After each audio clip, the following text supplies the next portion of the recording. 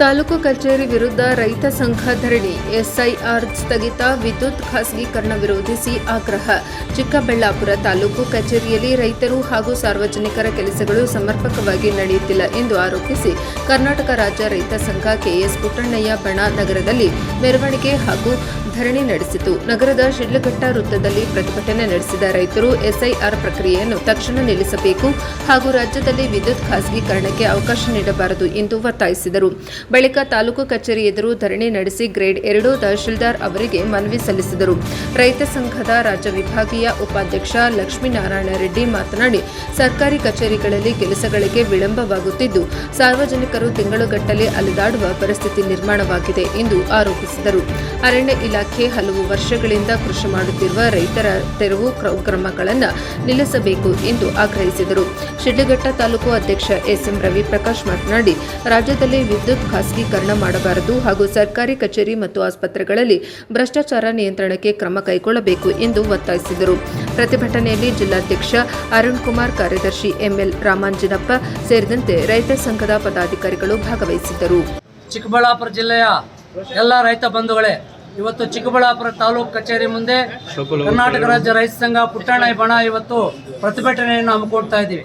ಕಾರಣ ಏನಂದ್ರೆ, ಇಲ್ಲಿ ರೈತರಿಗೆ ಸುಖ ಸುಮ್ಮನೆ ತಿರುಗಾಡೋದು, ಲಂಚ ಪಡೋದು, 6 ತಿಂಗಳಾದರೂ ಯಾವುದೇ ಕೆಲಸಗಳನ್ನು ಮಾಡ್ತಾ ಇರ್ತಕ್ಕಂಥದ್ದು, ಮತ್ತು ದುರಸ್ತಿ ಆಗದೆ ಇರ್ತಕ್ಕಂಥ ವಿಚಾರಗಳು, ರೈತರನ್ನು ಒಕ್ಕಲೆಬ್ಬಿಸಿ ಫಾರೆಸ್ಟ್ ಅಧಿಕಾರಿಗಳು ಇವತ್ತು ಜಮೀನನ್ನು ಕಿತ್ಕೊಳ್ಳೋಕ್ಕೆ ಮುಂದೆ ಬರ್ತಾ ಇರೋದು, ಮತ್ತು ಸಾಗುವಳಿ ಚೀಟಿಗಳು ಉಳ್ಳವ್ರಿಗೆ ಮಾತ್ರ ಕೊಡ್ತಾ ಇದ್ದಾರೆ, ರಾಜಕೀಯ ವ್ಯಕ್ತಿಗಳಿಗೆ ಅವರ ಹಿಂಬಾಲಕರಿಗೆ ಮಾತ್ರ ಕೊಡ್ತಾ ಇದ್ದಾರೆ, ಸಾಮಾನ್ಯ ರೈತರಿಗೆ ಕೊಡ್ತಾ ಇಲ್ಲ ಎಂಬತಕ್ಕಂಥ ಒಂದು ವಿಚಾರಗಳನ್ನ ಇಟ್ಕೊಂಡು, ಅದೇ ರೀತಿಯಾಗಿ ವಿದ್ಯುತ್ ಖಾಸಗೀಕರಣ ಬೇಡ ಹಾಗೂ ಎಸ್ಐಆರ್ ಬೇಡ ಅಂತೇಳಿ ಇವತ್ತು ನಾವು ಈ ಹೋರಾಟವನ್ನು ಹಮ್ಮಿಕೊಳ್ತಾ ಇದ್ದೀವಿ.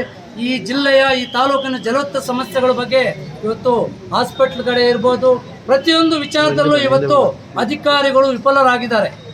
ಅಧಿಕಾರಿ ವಿಫಲ ಅಂದರೆ ಅವ್ರು ಯಾವ ರೀತಿ ಇದ್ದಾರೆ ಅಂದರೆ, ಇವತ್ತು ನಮಗೆ ಸಂಬಳ ಬರ್ತಾ ಇದೆ, ನಾವು ಸಂಬಳ ತಿನ್ಕೊಂಡು ಆರಾಮಾಗಿ ನಾವು ನಮ್ಮ ಮನೆ ಮಕ್ಕಳು ಎಲ್ಲ ಇದ್ದೀವಿ, ರೈತರೆಲ್ಲಾದರೂ ಆಗೋಗ್ಲಿ, ಜನ ಎಲ್ಲಾದರೂ ಹಾಳಾಗೋಗ್ಲಿ, ನಾವು ಇವತ್ತು ಸರಿಯಾಗಿದ್ದರೆ ಸಾಕು, ನಮ್ಮ ಕುಟುಂಬ ಸರಿಯಾಗಿದ್ದರೆ ಸಾಕು ಎಂಬತಕ್ಕಂಥ ಅವರು ಮನಸ್ಸಲ್ಲಿಟ್ಕೊಂಡು ಇವತ್ತು ಯಾವುದೇ ರೀತಿಯಾದಂಥ ಸಾಮಾಜಿಕವಾದಂಥ ಕಾಳಜಿ ಇಲ್ದಿರ ಇವತ್ತು ವರ್ತನೆಗಳನ್ನ ಮಾಡ್ತಾಯಿದ್ರೆ ಅಂಥ ಅಧಿಕಾರಿಗಳಿಗೆ ಧಿಕ್ಕಾರಗಳನ್ನು ಕೂಗ್ತಾ ಇದ್ದೀವಿ.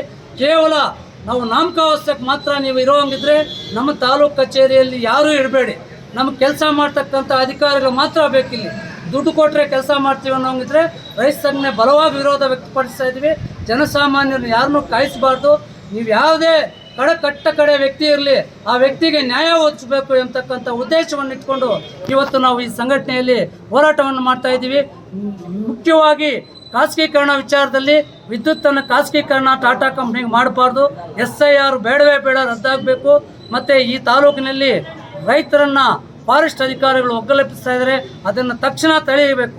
ಯಾರೋ 60-70 ವರ್ಷಗಳಿಂದ ರೈತರು ಇವತ್ತು ಉಳುಮೆ ಮಾಡ್ತಾ ಇರ್ತಕ್ಕಂಥ ವಿಚಾರಗಳಲ್ಲಿ ಇವತ್ತು ಫಾರೆಸ್ಟ್ ಅಧಿಕಾರಿಗಳು ಇಷ್ಟು ದಿವಸ ಎಲ್ಲೋಗಿದ್ರು, ಅವರು ಇಷ್ಟು ವರ್ಷದಿಂದ ಏನು ಮಾಡ್ತಾಯಿದ್ರು, ಇವತ್ತು ನಮ್ಮ ರೈತರನ್ನು ಒಗ್ಗಲೆಬ್ಬಿಸ್ತಾ ಇದ್ದಾರೆ ಅಂದರೆ ಆ ರೈತರ ಇವತ್ತು ಯಾರು ಹೊಣೆಗಾರಿಕೆ, ತಹಸೀಲ್ದಾರರು, SC DC ಅವರು 60-70 ವರ್ಷಗಳಿಂದ ಉಳುಮೆ ಮಾಡ್ತಾ ಇರ್ತಕ್ಕಂಥವ್ರಿಗೆ ನೀವು ಯಾಕೆ ಪಾಣಿ ಪಟ್ಟ ಕೊಡ್ತಾ ಇಲ್ಲ?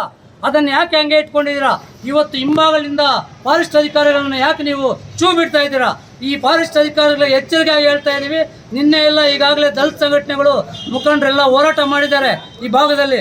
ನಾವು ಹೇಳ್ತಾ ಇದ್ದೀವಿ, ನಮಗೆ ಜಾತಿ ಭೇದ ಇಲ್ಲ, ಉಳುಮೆ ಮಾಡ್ತಕ್ಕಂಥ ರೈತ ಒಬ್ಬನೇ ಯಾರೇ ಇರಲಿ, ಯಾರೇ ಉಳುಮೆ ಮಾಡ್ತಾ ಇಲ್ಲಿ, ನೇಗಲಿ ಹೋಗಿ ಯಾರೇ ಇದ್ರು ನಾವು ಬೆಂಬಲವಾಗಿ ನಿಂತ್ಕೊಳ್ತೀವಿ, ಅಂಥ ರೈತರ ಪರವಾಗಿ ನಿಂತೀವಿ. ಫಾರೆಸ್ಟ್ ಅಧಿಕಾರಿಗೆ ಎಚ್ಚರಿಕೆ ಕೊಡ್ತಾ ಇದ್ದೀವಿ, ನೀವೇನಾದರೂ ಸುಖ ಸುಮ್ಮನೆ ಈಗಾಗಲೇ ಶಿಡ್ಲಘಟ್ಟದಲ್ಲಿ ಕೊಟ್ಟಿದ್ದೀರಾ, ದಿಬ್ಬೂರಹಳ್ಳಿಯಲ್ಲಿ ಕೊಡ್ತಾ ಇದ್ದೀರಾ, ಚಿಂತಾಮಣಿಯಲ್ಲಿ ಕೊಡ್ತಾ ಇದ್ದೀರಾ, ಚಿಕ್ಕಬಳ್ಳಾಪುರದಲ್ಲಿ ಕೊಡ್ತಾ ಇದ್ದೀರಾ, ನಿಮ್ಗೆ ಹೇಳ್ತಾ ಇದ್ದೀವಿ ಸ್ಪಷ್ಟವಾಗಿ ನಿಮ್ಮ ಪಾಣಿ ಮುಟೇಷನ್ ಸ್ಕೆಚ್ಚು ಏನಾದರೂ ನಿಮ್ಮ ಅಧೀನದಲ್ಲಿದ್ದರೆ ಮಾತ್ರ ನೀವು ಬನ್ನಿ.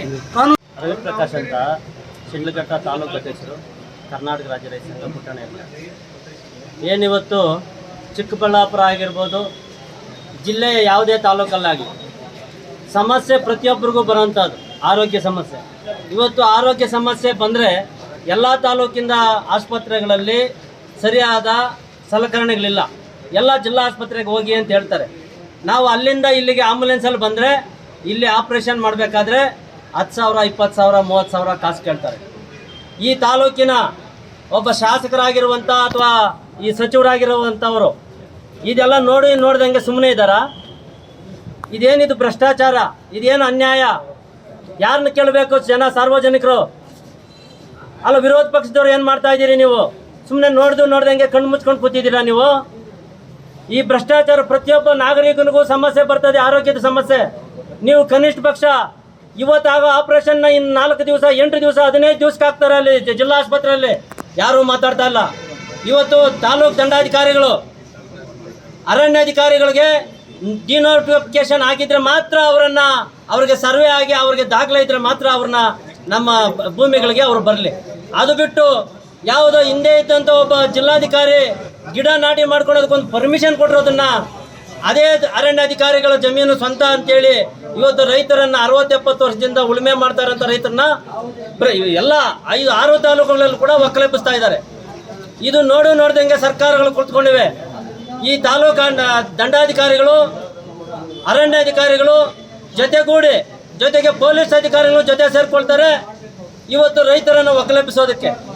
ಅವರ ಸಂಪೂರ್ಣ ದಾಖಲೆ ಬಂದು ಮೂಲ ಫಾರೆಸ್ಟ್ ಇಲಾಖೆದೆ. ರೈತರಿಗೆ ಫಾರೆಸ್ಟ್ ಅಂದ್ರೆ ಜಮೀನುಗಳು ಉಳುಮೆ ಮಾಡ್ಕೊಂತ ಇದ್ರ ಜಮೀನುಗಳಲ್ಲಿ ಗಿಡಗಳು ನಾಟಿ ಮಾಡೋದು, ಈ ಸರ್ಕಾರಿ ಜಮೀನುಗಳನ್ನ ಫಾರೆಸ್ಟ್ ಅವರು ನಮಗೆ ಆಗಿದೆ ಅಂತ ಅವರನ್ನು ಕೂಡಲಿಸೋದು, ಉಳುಮೆ ಮಾಡಲು ಹೋದಾಗ ಅವ್ರಿಗೆ ತುಂಬಾ ತೊಂದರೆ ಕೊಡ್ತಾ ಇದ್ದಾರೆ. ಅದರ ಬಗ್ಗೆ ನಾವು ಚೆಕ್ ಹಾಕ್ತಾ ಇದೀವಿ.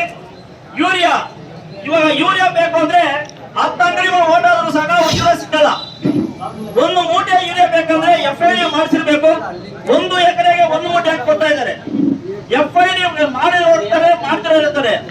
1 ಮೂಟೆಯನ್ನ 2 ತಿಂಗಳಿಗೆ ಕೊಟ್ಟಾಗ 1 ಮೂಟೆ ಯೂರಿಯಾನ ಎಷ್ಟು ಜನ ನಾವು ಯೂಸ್ ಮಾಡಕ್ಕಾಗುತ್ತೆ?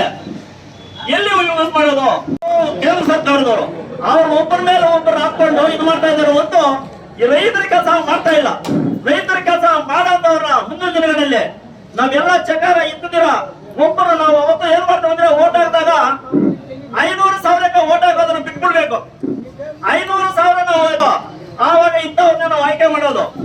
ರೈತರ ಬಗ್ಗೆ ಕಾಳಜಿ ಇರಬೇಕು. ರೈತರಿಗೆ ಸಹಾಯ ಮಾಡೋದವ್ರನ್ನ ನಾವು ಆಯ್ಕೆ ಮಾಡಿ ಕಳಿಸಿದಾಗ ಮಾತ್ರ ನಾವು ರೈತರಿಗೆ ಉದ್ಧಾರ ಆಗ್ತೀವಿ, ಇಲ್ಲದಿದ್ರೆ ಉದ್ಧಾರ ಆಗಲ್ಲ ಅಂತ ಹೇಳ್ತಾ ಇಷ್ಟು ಮಾತ್ರ